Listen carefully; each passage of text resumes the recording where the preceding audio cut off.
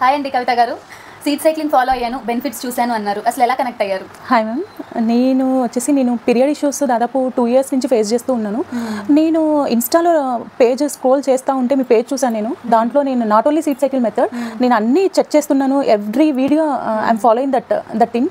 So అనుకున్నానంటే ఒకసారి try చేద్దాము సీడ్ సైకిల్ మెథడ్ తోటి, ఏమన్నా పీరియడ్స్ హార్మోనల్ ఇష్యూస్ బ్యాలెన్స్ అవుతాయి అనుకున్నాను. సో నేను సీడ్ సైకిల్ మెథడ్ ఫాలో అవుతూ అది నేను 3 months చేశాను.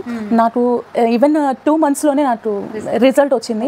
I'm very much happy for that. And one more thing, seed cycle method అనేది ఎవ్రీ ఉమెన్ ఇప్పుడు ఉన్న హార్మోనల్ బ్యాలెన్స్ చేసుకోలేక ఉండిపోతున్నారు. సో అది ఫాలో అవ్వడం చాలా అవసరం అని నాకు అనిపించింది.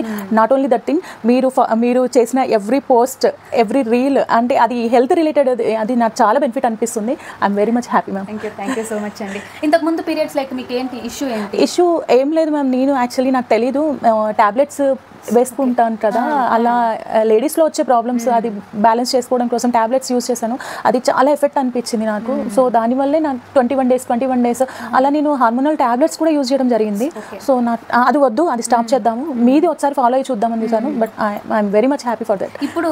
ఇప్పుడు నాకు వచ్చేసి 28 to 29, అంతకుముందు 1 week 10 daysలో వచ్చే పీరియడ్స్ ఇప్పుడు చేంజ్ అవుతూ వెళ్ళిపోతున్నాయి. 28 days వచ్చేస్తుంది. Yes ma'am. Very happy. Thank you so much.